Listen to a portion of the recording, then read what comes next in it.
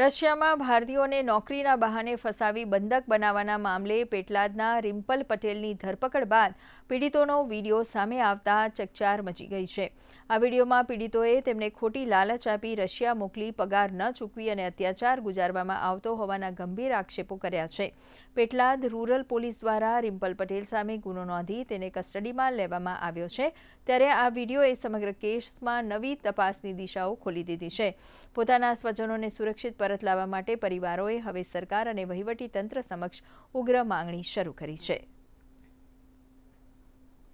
આ ગુનામાં સંડોવાયેલ આરોપી રિમ્પલ કુમાર અનિલભાઈ પટેલની આ ગુનાના કામે ધરપકડ કરવામાં આવેલું છે। તેમજ હાલ સુધી જેટલા પણ 33 વ્યક્તિઓને રશિયા મોકલેલ તે બાબતની વિગતવારની તપાસ હાથ ધરવામાં આવેલ છે। આ આરોપીને નામદાર કોર્ટમાં રજૂ કરી અને રિમાન્ડની માગણી કરવામાં આવેલી હતી।